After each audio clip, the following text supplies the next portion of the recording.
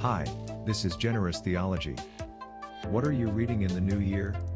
Chuck and Brock review reading they've done from the past year, and contemplate possibilities for new reading.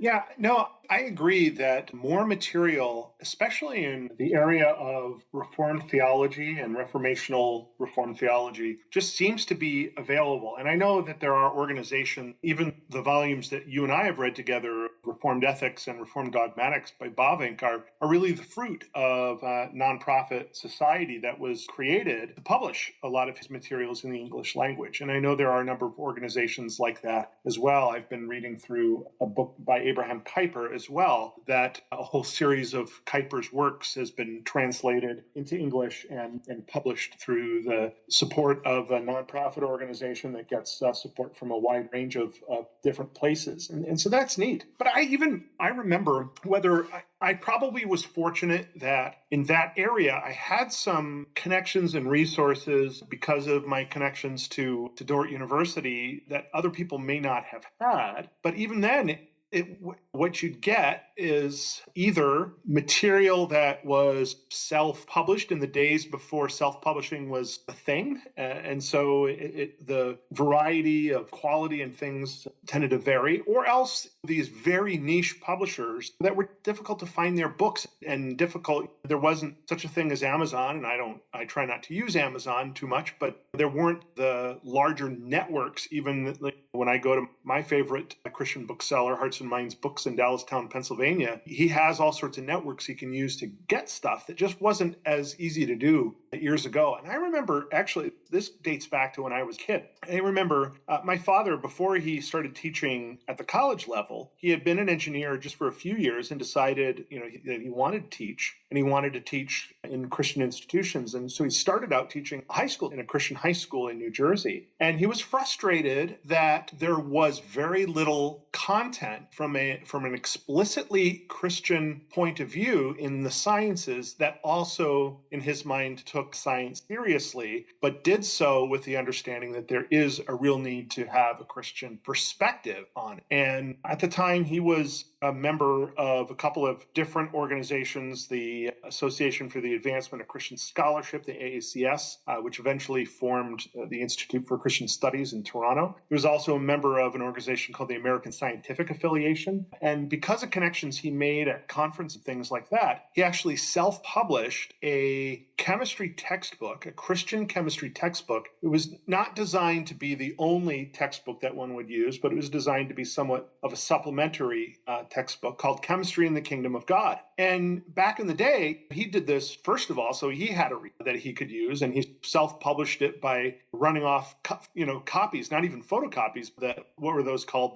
The purple copies that you would make, and they would have that funny smell to them back in the 70s. And he made all sorts of copies like that for students. And then he would I remember as a little kid, I would collect stamps. And I was always so amazed at people, because of his connection, especially through the ASA, the American Scientific Affiliation, people from all over the world would hear about this self-published book and ask him, hey, can you send me a copy? And then I'd see these envelopes in the mail with stamps from places like Sweden and the Netherlands and Germany and South Africa and Australia and New Zealand, which of course I was thrilled by that. And then just thinking about the fact that he would go and make another copy in that kind of purple covered stuff, and he'd go buy a little binder to clip it all in, and then he'd stick it off in the mail to go off all over the world. And that's the way self-publishing was done then. And now, had he done that in recent years, he probably could have published it in a different way. And in fact, some of his writings were published into a book by Dordt University Press a few years ago. And he didn't have to do all that work of actually photocopying everything and sending it out under his own postage to people. And it is just amazing how, when I look at how he did that back in the 70s, and then his book of short radio commentaries is what his book is, which came out probably about 10, 15 years ago, how very different that process was now. And part of it is because there's just so much more availability, self-publish and do things in a quality way. And that is a real gift that we should be thankful to God for. Amen. That is so true. So is it okay to put you on the spot for some reading themes in 2022?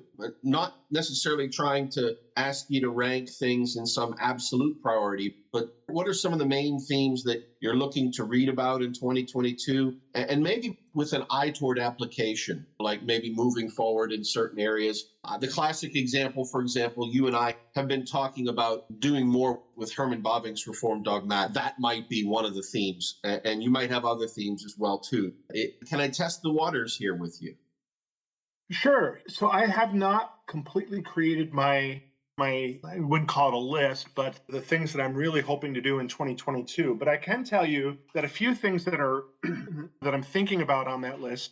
First of all, for many years, and you and I have talked a little bit about this in some of our conversations, I've been really interested in the philosophy of Herman Dooyeweerd, but Dooyeweerd can be a little bit difficult to dive into, and so I've never read any of his source material. I haven't read Dooyeweerd himself. I've read about him, but I haven't read much of him myself. And what I'm thinking of doing is not necessarily starting with something particularly by Dooyeweerd, but perhaps picking up. I was actually given a book by Danny Strauss, which is an introduction to some of Dooyeweerd's ideas, and then using that as an intro into some of his writings and maybe reading together Strauss along with some of Dooyeweerd's stuff. One of the areas where I'm going, and I may, in addition to that, so In the Twilight of Western Thought is the Dooyeweerd book that I'm thinking about using as I go through that with the Danny Strauss book. And then also I had read in college Contours of a Christian Philosophy by Kalsbeek,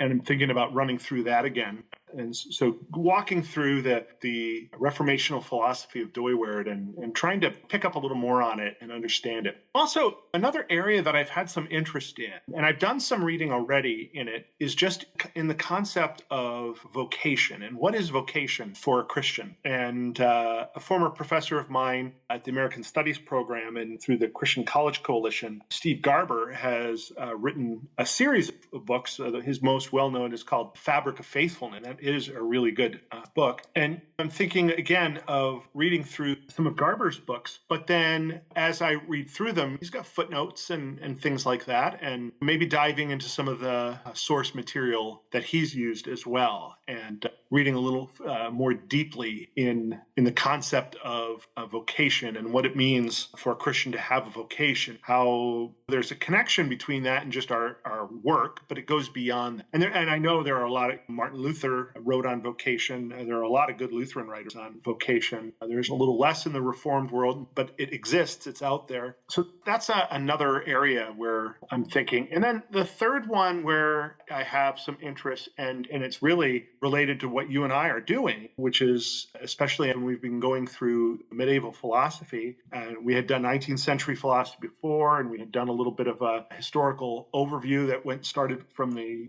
ancient Greeks and went to modern philosophy using John Frame. We did some of that. And so I'm also thinking, again, historic, and maybe even doing some historical theology and trying to connect that up a little bit with when you read historical theologians from different eras, connecting them up to some of the issues that were going on in their time. And why is it that in certain eras, there are certain themes that are really important? And is there, with the eye towards, are there things that we don't talk about, especially in the Reformed world today, that because they're not contained in our most common confessions and creeds, because many of our confessions were all written in the 15 and 1600s, and there were different issues in the 15 and 1600s than there are today. And yet, I'm not so sure that more modern attempts at writing confessions have always been particularly successful. There are some that I like. We've talked a number of weeks ago, the Christian Reformed Church put out a document called Our World Belongs to God, which isn't designed to be necessarily a confession. It's something a little less than that. To thinking about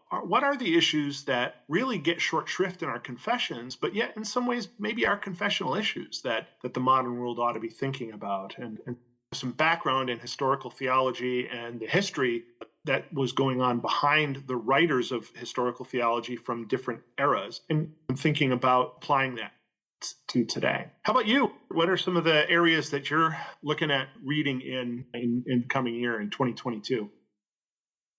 Something big is brewing in our culture, Chuck, and I don't think that it takes any great visionary to see that. I have invested, like you, I have invested in a large library of classic literature, and I have done so in a time in history when classical categories, classical understandings, classical views of identity, morality, ethics seem to be being abandoned. And without finger pointing and without trying to play a blame game, I'm really questioning. It's not an overstatement to say that I have invested and in some sense bet heavily that the study of this knowledge would be beneficial and would be a blessing. And that was my intent. I never wanted to buy books just to win arguments. Everybody loves to win arguments, and I love to win arguments just as much as the next person, but I never bought this reading material to simply just win arguments and be a little bit higher up on the pecking order